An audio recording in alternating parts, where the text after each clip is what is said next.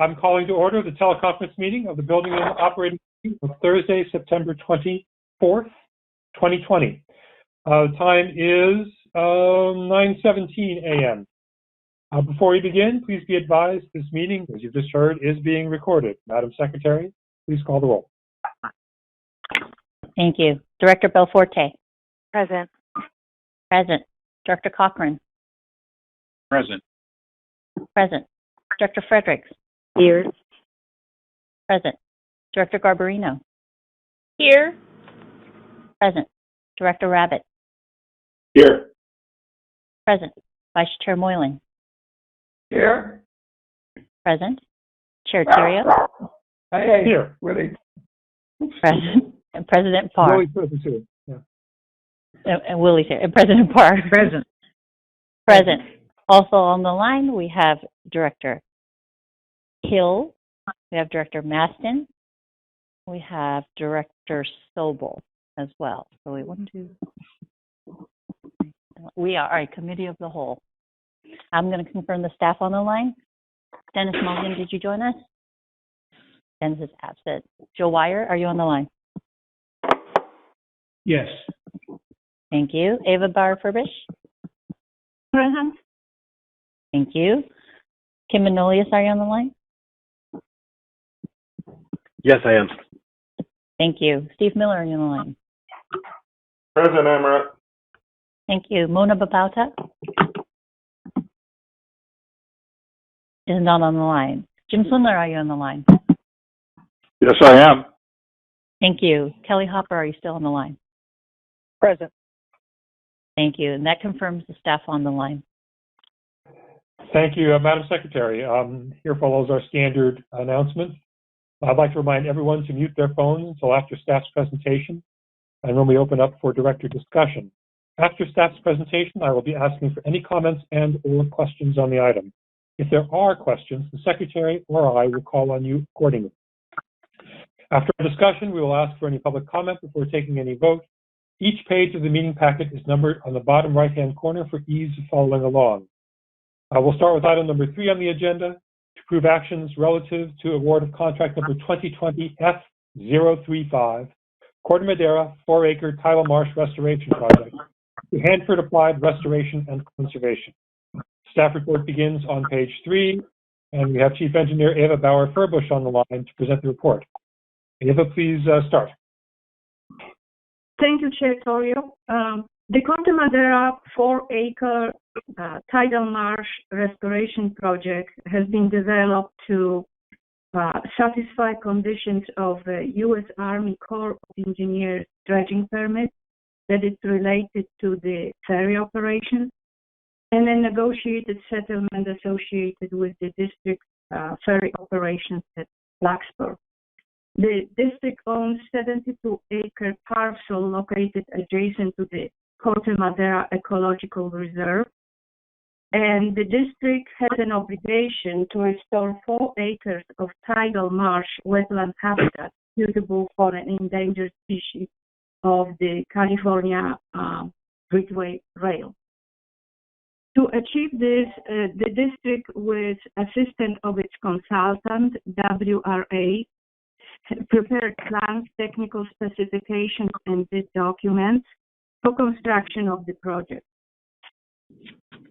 The construction contract 2020 S035 was advertised for bids on July 23rd, 2020. On August 25th, 2020, district received 5 bids. The engineering staff, Disadvantaged Business Enterprise Program Administrator, and attorney have evaluated the 5 bids.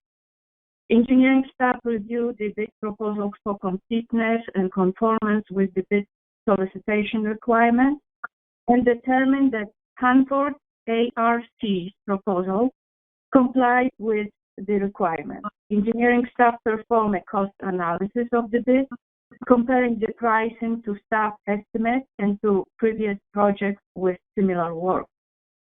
Staff and WRA consultant have determined that Hanford ARC's pricing for the work is fair and reasonable. A small business enterprise goal of 3.8% was established for this contract. The DDE program administrator has determined that Hanford ARC has complied with the DDE SDE program requirements applicable to this contract. Hanford is an SDE and will subcontract to other SDE firms, one of which is a DDE. At this time, SDE participation of approximately 97%, including 2.5% DDE participation, is anticipated during the performance of this contract. The engineering staff and attorney determined that Hanford, with a bid price of $988,142, is the lowest responsive and responsible bidder and recommends award of contract to Hanford ARC. It is recommended that also that the contingency in the amount of $148,221 or 15% of the construction contract total price be established for this contract in the event of unforeseen circumstances that may arise during construction.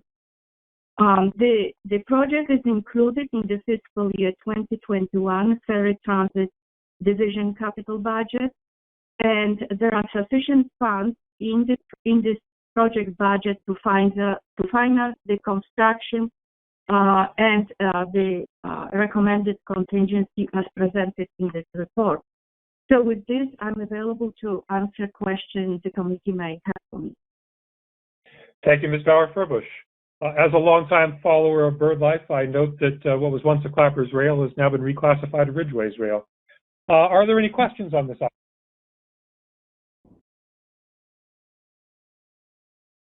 Hearing none, that concludes discussion on item number 3. Before we take a vote, does anyone from the public wish to speak? We're going to pull the public line right now.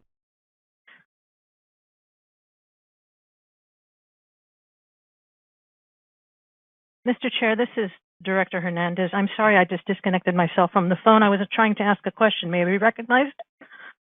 I'm sorry. While polling is going on, yeah, I'm sure there's time for you to step in and have something to say. Great. Thank you so much. And thank you to our chief engineer for her report.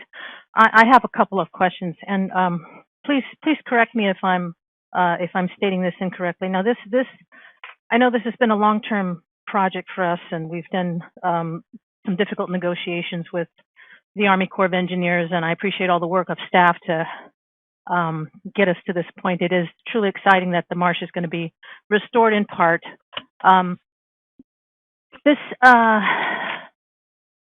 The bids, though, I wanted to ask a question on the numbers.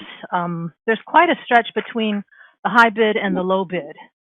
And I was wondering if staff could make a comment as to how they attribute, what they attribute to that huge difference in value, 988 versus 2.1 million. If I may, this is Eva Bauer. We have reviewed the bids and compared pricing on different bid items. What the largest discrepancy, because the largest amount of work is involved in excavation and moving of earth. So we found that Hanford provided much better pricing for this item, and it appears that they can do it in a more efficient way.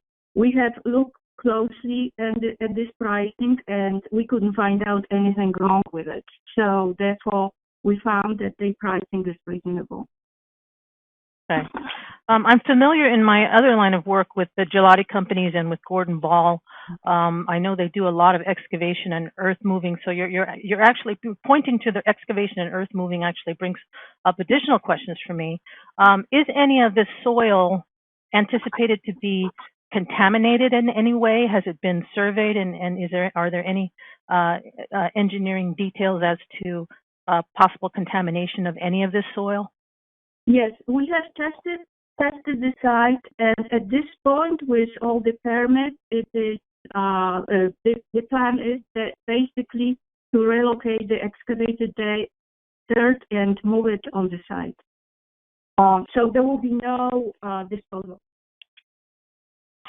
So the excavation, the earth product that is being moved around, is it being delivered for as debris and taken off site, or is it just going to be moved to another location on the site? Yes, it will be moved from one location to another location on the site. Okay. So, for example, there will be excavation done to create channels to provide for the water intrusion to create the marsh. The excavated earth will be moved to create another higher level place that it's necessary for accommodating other species that are present on the site. Okay. And the prevailing wages will apply to this project. Is that not correct? That's correct. Okay. Prevailing wages are applicable to this contract. Okay. It still seems like quite a stretch. If prevailing wages apply, I know that Gelati is a long-standing contractor with lots and lots of moving and excavation equipment. I'm puzzled as to why Hanford would have such an advantage, particularly when it comes to excavation and earth moving. But I realize that you've provided the best information that you can to me at this point, and we'll just have to watch the contract carefully, I suppose. Thank you very much to our chief engineer for her report again and for her responses. And thank you, Mr. Chair, for allowing me to speak. Not a problem. Are any other directors still waiting to speak? Then, Madam Secretary, you've pulled the line for the public. Is anyone there now to comment? We have no commenters on this item. All right. Then, Director Rabbit, would you move the item? I so move. And Director Belforte, would you second it? Second. Thank you. Madam Secretary, please call the roll. Thank you. We are the committee of the whole, so I will start with Director Arnold. Absent. Director Belforte? Yes. Yes. Director Fewer? Oh, hang on one second. Oh, sorry. I lost myself. Director Fewer? Absent. Director Fredericks? Yes. Yes. Director Garbarino? Yes. Yes. Director Grosboll? Absent. Director Hernandez? Sorry, aye. Oh, sorry. Director Hill? Yes. Thank you.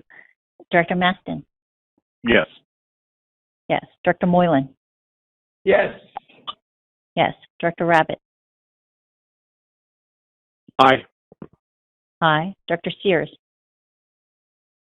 Absent. Director Sobel? Aye. Aye. Director Yee? Absent. Second Vice President Cochran? Yes. Yes. First Vice President Theriault? Yes. Yes. And President Parr? Yes.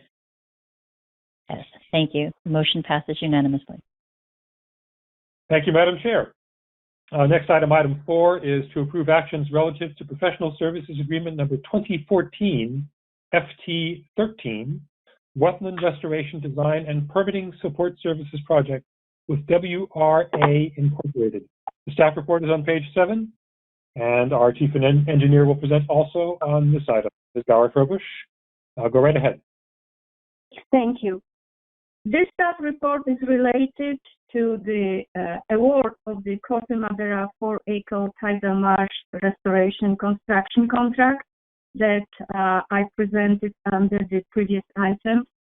The district engaged services of WRI to develop marsh restoration design alternatives and to conduct other related investigations and prepare necessary reports to the permitting agency.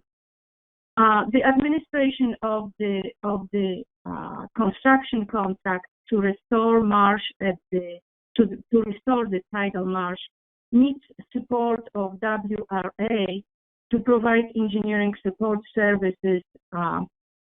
So, for example, the engagement of the consultant is necessary to review and recommend approval of contractors' technical submittals, prepare written responses to contractors' requests for information, and also to oversee that any changes during construction are consistent with the design that is approved by permitting agency. In addition to it, as required by the permit, the district is obligated to monitor the site post-construction, and we need help of support of WRA with this task. They will be performing monitoring of the tidal marsh to assure that it functions as designed. The staff negotiated a not-to-exceed price of $550,000 with WRA, and that amount consists of $150,000 for the engineering support services during construction, and also $400,000 for the engineering support services during the 5-year post-construction monitoring period. This is the not-to-exceed amount that is paid based on actual time expended and expenses incurred plus a fixed fee. Staff has determined that the negotiated price is reasonable based on scope of work that is required and cost data for engineering support services provided by consultants for other similar district projects. Staff recommends that the Building and Operating Committee recommends that the Board of Directors authorize the execution of the 4th Amendment to PSA with WRA as presented in this staff report, which award is conditioned upon the award of construction contract with that the committee just take action on, and that action of the award will be taken by the board tomorrow. Staff also recommends that a contingency for this PSA amendment in the amount of $82,500 or 15% of the amendment amount be established to provide a budget for any additional or changed work scope that may develop while the work progresses. The project budget it has sufficient amount to finance the amendment to the PSA with WRA and the recommended contingency. So with this, I'm available to answer any questions the committee may have for me. Thank you again, Ms. Sauer-Furbush. Madam Secretary, excuse me, are there any board members who have questions on the item?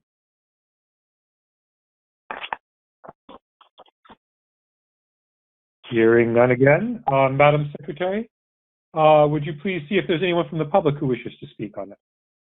Will do. Hang on one second.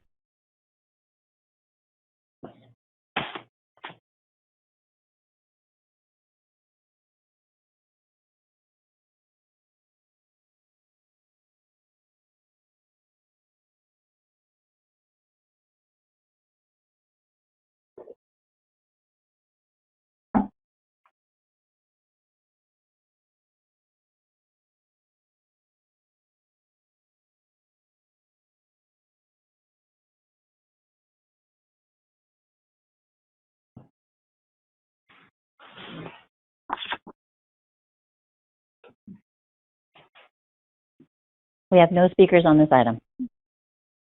Then the next matter is to vote. Director Cochran, would you please move the item? So moved. Thank you. Director Fredericks, would you second? Second. Thank you. Madam Secretary, please do a roll call vote. Thank you. Starting with Director Arnold. Absent. Director Belforte. Yes. Yes. Director Fewer. Absent. Director Frederick. Yes. Yes. Director Garbarino. Yes. Garbarino, yes. Director Grosbolt. Absent. Director Hernandez. Aye. Aye. Director Hill. Yes. Yes. Director Maston. Yes. Yes. Director Moylan. Yes. Yes. Director Rabbit. Aye. Aye. Director Steers. Absent. Director Sobel. Aye. Aye. Director Yee. Absent. Second Vice President Cochran. Yes. Yes. First Vice President Terrio. Yes. Yes. And President Parr. Yes. Yes. Thank you, everyone. The motion passes unanimously. Thank you. Item 5 is to approve actions relative to Professional Services Agreement, ESA, number 2015-BT02, Nevada Bus Facility Underground Storage Tank Site Cleanup and Closure Design Services with Brunswick Associates, Incorporated. Staff report is on page 11, and our chief engineer will also present this report. Ms. Bauer-Furbush, time for your third soliloquy. Thank you, Mr. Chairman. Last month, the Board of Directors authorized the award of construction contracts for the Novato Bus Facility underground storage tank site cleanup. The district has retained services of a consultant, Brunswick Associates, to prepare plans, technical specifications, and assist with the preparation of the documents for this construction contract. Brunswick Associates also assisted the district with obtaining all necessary permits for this construction. To assist the district, similar to just the previous report that I presented, to assist the district with the oversight of the construction, the administration and management of the Novato Bus Facility site cleanup will require that Brunswick Associates provide engineering support services during construction. And also, this project will require a two-year post-construction monitoring period, and Brunswick Associates would assist the district with this task as well. They are uniquely qualified to perform such services because they are deeply involved in the original design of the project and as well as the permitting process that district went through.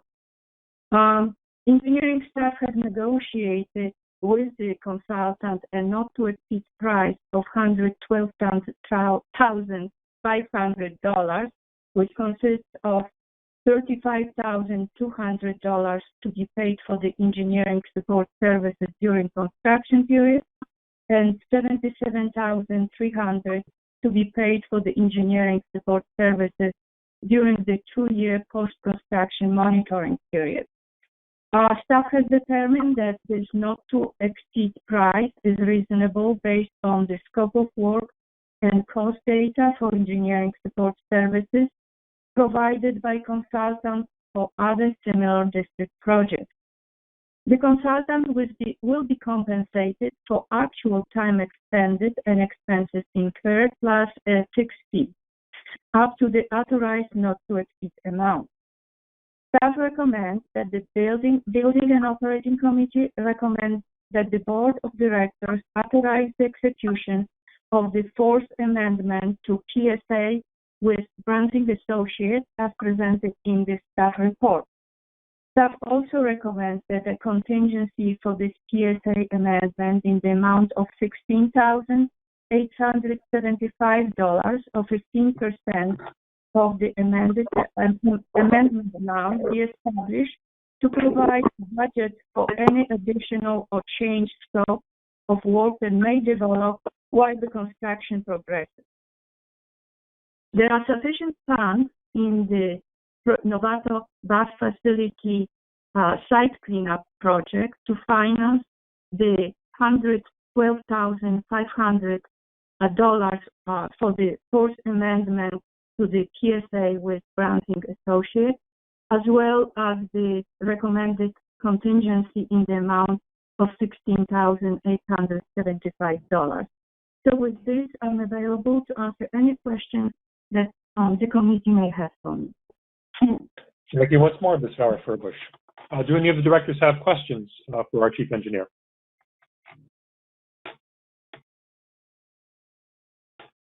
I don't hear any, so Madam Secretary, would you see if there's anyone from the public who wishes to comment on this? Okay, hang on one second and let's poll the public.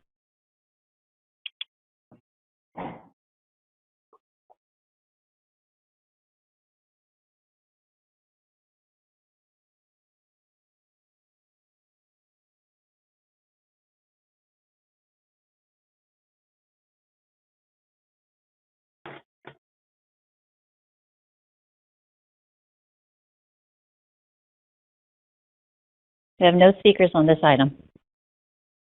Thank you, Madam Secretary. Then that concludes discussion. Director Garbarino, would you please move the item? Happy to move this item. Thank you. And Director Rabbit, second? Second. Sorry. There he is. All right, Madam Secretary, another roll call vote, please. Thank you. Director Arnold. Absent. Director Belforte. Yes. Yes. Director Fewer. Absent. Director Fredericks. Yes. Yes. Director Garbarino. Yes. Yes. Director Grosboll. Absent. Director Hernandez. Aye. Aye. Director Hill. Yes. Hill, aye. Director Maston. Yes. Director Maston, yes. Director Moylan. Yes. Yes. Director Rabbit.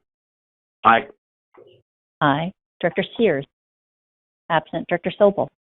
Aye. Aye. Director Yee. Absent. Second Vice President Cochran. Aye.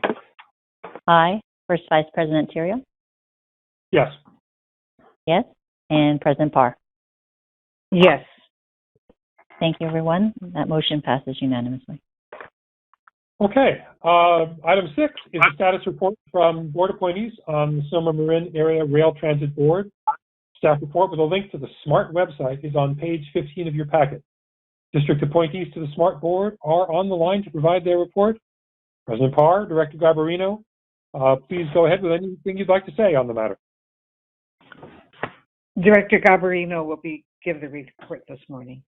Thank you, and I'm happy to share this stage, if you will, with my colleagues, David and Barbara.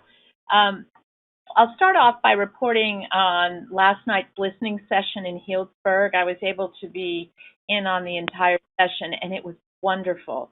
I know it's been taped, and I would wish for all of you just to hear even 5 minutes of it. David did a phenomenal job. There were a couple of perhaps prickly calls and questions, and he handled them very well, and they'll be addressed by the staff. Particularly, there was one I would like to note when a caller called in regarding how well the status of the bus drivers' employment is at the Golden Gate Bridge District. I know also there was a listening session that went very well on September 14th. I didn't take a part in that one. As was noted in last night's call, Aaron and Farhad, Aaron the CFO and Farhad the GM, have been able to lower expenditures below our budget. Legal insurance have come in under at about 1.4 million. Construction costs down by 4.1 million. Overall costs down by 10.3 million. So good news in this this situation we find ourselves in this pandemic. And finally, I just got a message about 10 minutes ago from Farhad, a very sobering one, but it ended well. Apparently, Farhad himself was able to prevent a young woman who was very emotional and suicidal and near the tracks in Payron, south of Payron Road, from hurting herself. So for that, I know we are all tremendously grateful. With that, I'm happy to answer any questions and welcome my colleagues adding to my report. Thank you, Director Garbarino. Do any of the directors have questions for Director Garbarino? Okay. Director Parr, Director Rabbit, do you have anything to add to this? Thank you to Patty. Yeah, no, thank you to Patty. Thank you to Barbara for the leadership. And I think last night was I'm losing count, maybe the third or fourth listening session, but we're going through each and every city we serve, starting in Sonoma County, working our way down to Marin, and it's been good. I think it's extremely transparent, and it gives people a good opportunity to talk about the future of SMART and what they want out of it. And staff has been great about summarizing the comments. Those will be brought back to the entire board. I have a feeling that some of those will result in new policy changes and adaptations to make sure that we're serving our customers as well as possible. It was interesting, and I believe I have the name down here. It was a Mr. Give me one second. Wait, there you go, Wayne Diggs, who did talk about the way that the staffing works for Golden Gate bus drivers and wanting to implement that in SMART, and just interesting to say the least. So thanks for that update, Patty. I appreciate it. And it is correct that David is a brilliant facilitator of those. No. You're all too kind. It's all good. I think we have a great infrastructure in place and a great investment, and it needs to be here for the next generation. So it can only get better. We will get out of all the mess that we're in right now, and things will get better. Well said, David, all of that, and thank you again for last night. And thank you, Directors Garbarino, Parr, and Rabbit. This is not an action item, so the next item is item 7, status report on engineering project. Reports on page 17, and Ms. Bauer-Furbush, it's yours again. Thank you, Chairman Torio. My written report is before the committee, and I'll be happy to answer any question that the committee may have on it. Are there any questions? Then that concludes the discussion. And again, this is not an action item. So before we conclude finally the meeting, is there anyone from the public who wishes to speak on this item or to address the committee generally? I believe there are speakers under public comment, so give me 1 second to pull the public line so we can verify that they're on the line. Okay.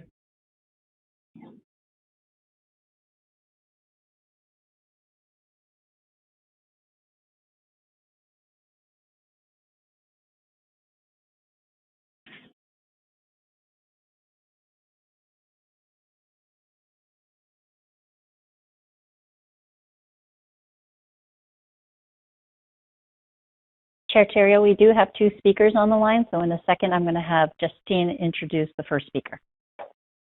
Okay. Go ahead, Justine. Good morning. We have Laurie Mott wishing to speak this morning. Good morning. This is Laurie Mott from San Anselmo, and I'm here today to request the committee's help to greatly increase the number of electric vehicle charging stations at the Larkspur Ferry terminal in light of climate crisis, which we are all too familiar with in recent days, and Governor Newsom's announcement yesterday to ban the sale of new gas and diesel cars by 2035. The need for electric vehicle charging will grow ever more.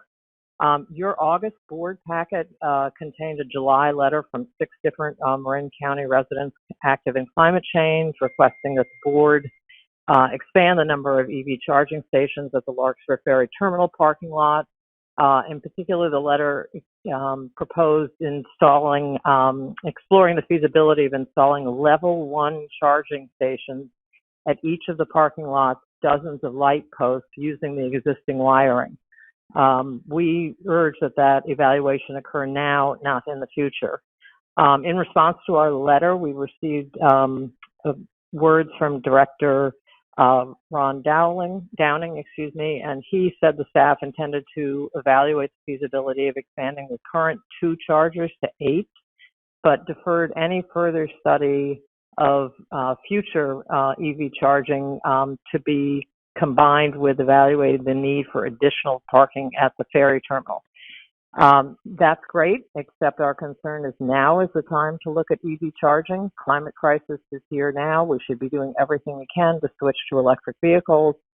Staff's intention to tie the evaluation to the greater expansion of parking at the terminal won't be completed for some time, and it doesn't reflect the urgency of the current climate crisis. We believe there's a relatively simple path to install and operate level EV1 chargers at each light post at the ferry terminal at very little cost to the district. And we specifically request the committee's help in getting the subject of level 1 EV chargers at the ferry terminal light post explored and evaluated. I and my colleagues would be happy to provide any assistance or further information that you may need. Thank you. Thank you, Ms. Mott. Madam Secretary, the next one. If I may, this is Patty. If I could just respectfully request that this item be placed on, if it could be presented as an update at our next B&O meeting, that would be great. That would give us the opportunity to understand what it is that we have and the way that we're going to be moving forward, and it would be helpful to the public. If it's the chair's pleasure, staff will gladly do that if that's the pleasure of the committee. I will. This is Director Belforte. I would be interested in that as well. I think the interest is general. Perfect. Madam Secretary, the next member of the public.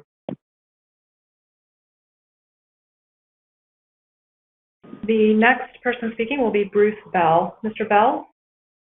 Good morning. I'm a lifetime Marin in San Francisco resident and longtime user of your fabulous bus service. I'd like to support Laurie's comment, and I'm going to cut my comments a little bit short, but just point out that rather than installing level 2 charging stations, I'm calling to suggest you look at level 1 stations, as Laurie mentioned. Level 1 stations are far less expensive to purchase and to install, and more appropriate for your customers that leave their cars in your parking lot to charge all day.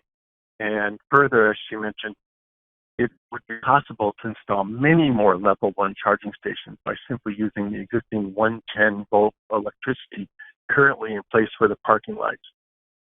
It's a relatively simple path to install and operate level 1 EV chargers at each light post at the ferry terminal, and with very little cost to the district. So we hope to get your help in having this approach evaluated. Thanks so much for your time today. Thank you, Mr. Bell. Is there anyone else from the public, Madam Secretary? We have no other speakers. Okay. Then the next thing is a motion to adjourn. Can I have a motion? So moved. Moves. So moved.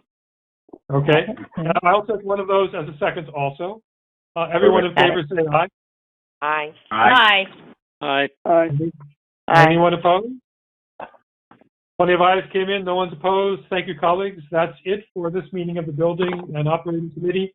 I've got 9:56 or 10. Yeah, 9:56 a.m.